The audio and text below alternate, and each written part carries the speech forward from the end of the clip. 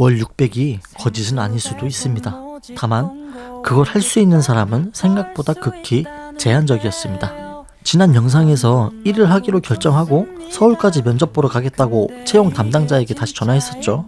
면접 오기 전에 확인해야 할 게 몇 가지 있다고 했습니다. 사연 관련해서도 설명을 드렸을 텐데 저희가 그때 이제 가능하신 분들 한해서 지원이 들어갈 수 있는 거기 때문에 절차상 신용조회는 다 들어가실 거고. 아, 탑차 출고 이거 캐피탈로 진행하는 거라 신용조회 들어간다네요. 비상입니다. 벤츠 리스로 지금 2주 밀려서 채권팀으로 넘어갔는데 채권팀까지 넘어가서 신용도 떨어졌거든요. 그 와중에 차에 대해 궁금한 게 있어서 물어봤습니다. 혹시 차량 가격은 얼마인지 대충 아시세요? 3천 초반대로 보시면 돼요. 3천 초반? 중고차죠? 아니요, 신차로 해드려요. 신차예요? 중고차는 장고장이 있을 수 있기 때문에 그렇게 진행 못해줘요. 3천만 원 초반대. 그건 아니죠? 냉동 탑차는 아니죠? 그냥 일반 탑차.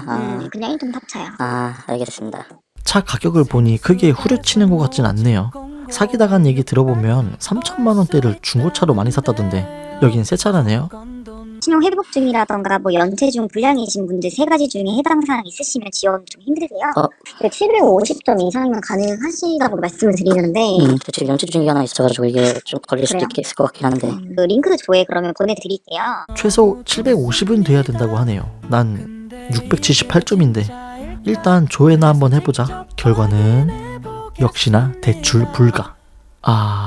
좆됐다. 일몬한다. 저희 쪽에서도 결과가 아마 연체 중이신 것 때문에 아마 결과가 바로 나온 것 같은데 우선은 지금 기사님 명의로도 진행은 힘드시고 주신다고 하셔도 지금 600점대이시면 아마 힘들다고 보시면 돼요. 결국 결론은 사기인지 아닌지는 아직 확인하지 못했습니다. 사기 당하고 싶어도 못 당하네. 이놈의 신용 점수.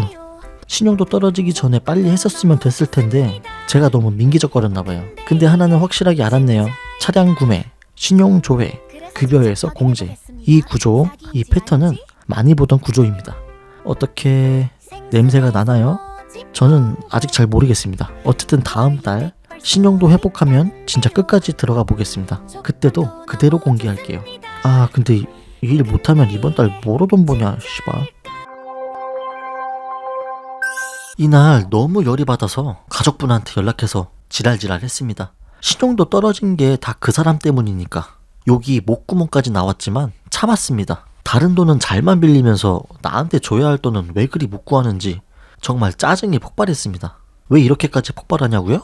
신용도 떨어진 것도 이유지만 또 다른 이유가 있어요. 그건 마지막에 말씀드릴게요. 아무튼 벤츠 미납을 더 이상 내버려두면 신용도 더 바닥질 것 같아서 주변 지인한테 정말 어렵게 빌려서 급한 불은 껐습니다. 그렇게 미납건은 해결했어요. 신용 등급이 더 떨어지는 건 막았고 미납은 해결했으니 다음 달에 신용 등급 다시 오르겠죠? 여러분께 생수 배송 사기인지 아닌지 꼭 보여드리고 싶었는데 너무 죄송하네요. 저도 너무 실망스럽고 화가 납니다. 신용도가 이렇게 중요한 건지 오늘에서야 알았습니다. 벤츠 미납 족같네. 생수 배송 사기인지 아닌지 확인은 좀 더 기다려 주셔야겠습니다. 다음 편에선 이제 제가 배달을 시작하려는데 오토바이로 할 거냐 전기 자전거로 할 거냐 고민이 돼서 영상을 만들었습니다. 계산도 좀 했고요. 어떤 걸 선택하는 게 좋을지 궁금하시다면 다음 영상도 꼭 시청해주세요. 끝난 줄 알았지. 아까 가족분이 돈 못 빌려온 거에 대해서 짜증이 폭발했다 했었죠? 그 이유를 말씀드릴게요. 생각만 해도 치가 떨리네요. 전 그동안의 숱한 거짓말에도 우리를 위한 마음은 진심일 줄 알았어요. 가족이니까 최대한 피해 안 가도록 하려고 한다. 우리에게 빚진 거는 무조건 1순위로 해결하겠다. 말만 우리를 위한 척 했던 거예요. 근데 이 사건으로 이 사람은 우리를 가족으로 생각하지 않는다 판단했죠. 지금이 1월이죠? 때는 4개월 전인 2025년 9월로 거슬러 올라갑니다.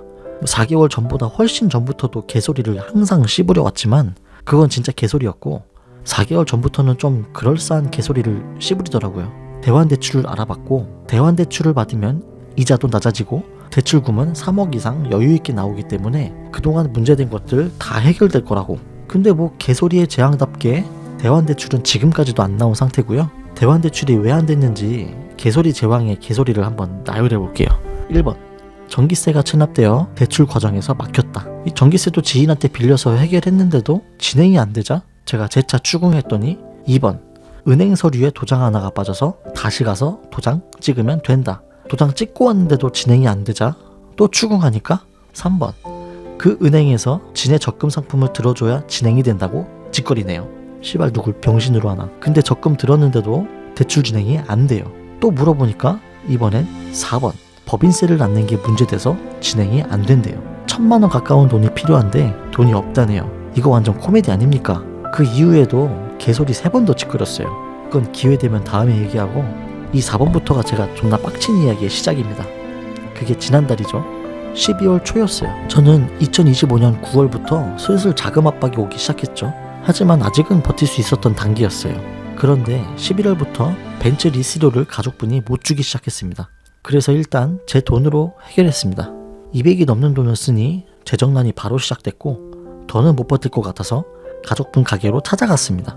단판도 짓고 돈 받아내고 벤츠 리스료 못 낼 거면 차도 뺏어오려 했어요.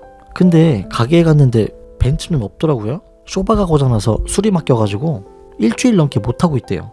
다음 주면 차 나오지 싶다 그러면서 수리비가 200 넘게 나올 텐데 돈 없으면 남의 카드 빌려서라도 가져오면 되니까 문제 없을 거라 하대요. 여기서 생각했죠. 지금 내 상황보다 벤츠 수리비가 중요하단 말인가? 근데 그냥 일단 듣고 넘어갔어요. 그러면서 대환대출이 안 된 이유로 법인세 얘기를 짓거리기 시작한 거죠. 법인세는 법인세고 당장 나 생활할 돈조차 없다 얘기하면서 몇 푼이라도 달라. 그리고 그 사람 친딸한테 사채도 쓰게 해보려고 사채업자까지 불러서 별쇼를 다 했는데 사채조차 안 나오더라고요. 제 와이프한테도 사채 쓰게 해서 똑같이 갚아주려 했는데 안 되더군요. 제 와이프가 눈물 흘리면서까지 사채는 아닌 것 같다고 했는데 이 방법밖에 없다면서 진행시킨 거였거든요. 너무 할 얘기가 많아서 자꾸 다른 얘기로 빠지는데 다시 집중해서 하려던 얘기로 돌아올게요. 어쨌든 단판 지으러 갔다가 아무것도 못 건지고 나왔는데 1000만원 넘는 법인세를 이틀 만에 마련해서 해결했더라고요. 돈 구하는 재주는 참 좋단 말이야. 그런데 와이프가 그 사람한테 카톡했던 내용들이 참 많아요. 보시면 정말 눈물 납니다. 이렇게까지 사정사정해요. 생활고에 시달리고 애들까지 제대로 못 먹인다고 하는데도 저희한텐 고작 20-30만원 쥐어주면서 버텨보자고 한 게 다고 돈 구하면 다 지들 급한 거에 먼저 씁니다. 열받지만 근데 그거로 뭐라 할 순 없었어요. 급한 거 해결해야 대환대출이 나오니까. 그래야 우리도 사니까. 그런데 그 다음 주 벤츠 수리비 200만원 넘는 거 그거 지인한테 빌려서 해결하고 벤츠 버젓이 잘 타고 다니더라고요. 이게 말이 된다고 생각합니까? 와이프가 항상 카드 막혀서 생활이 안 된다고까지 얘기했고 정말 살기 싫다고 말할 정도로 힘들어한 거 뻔히 알아요. 그런 얘기 들으면 돈 빌려본다고도 몇 번 말했고 근데 빌릴 곳 없다는 말만 돌아오고 근데 돈 더 빌릴 곳도 있었던 거죠. 지들 급한데 써야 되니까 아껴둔 거예요. 그 빌린 돈을 우리한테 안 주고 벤츠 수리비를 냈다? 우리한테는 말로만 위한 척한 게 증명된 셈이었죠. 상식적으로 이게 말이 되나요? 그냥 우리가 길바닥에 나앉든 말든 애무시한 거죠. 제가 그거로 따지니까 하는 말이 뭔지 아세요? 불편해서 그랬대요. 불편해서. 탑차를 타고 출퇴근해야 되는데 본인 와이프의 딸까지 3명이서 타고 다니는 게 불편하대요. 씨발 이게 말입니까 그립니까? 우리는 니 때문에 카드 다 정지되고 쓸 돈도 없고 그런 상황이고 애기들도 제대로 못 키우고 있는 지경인데 화딱지가 나서 말조차 제대로 안 나오더군요. 아무튼 이 일을 계기로 저는 그 사람을 가족이라 생각하지 않기로 했어요. 그 사람도 우리를 가족으로 생각 안 하는데 나도 가족이라 생각할 필요가 없죠. 그죠? 돈 문제가 해결이 될지 모르겠지만 해결이 되면 인연 끊을 겁니다. 지금은 돈이 엮여 있어서 끊어내질 못해요. 휴, 너무 장황하게 얘기한 것 같아 지루하셨을 텐데 남의 얘기 끝까지 들어주신 분들에겐 너무 감사하네요. 마음 추스리고 다시 다음 영상에서 뵙겠습니다.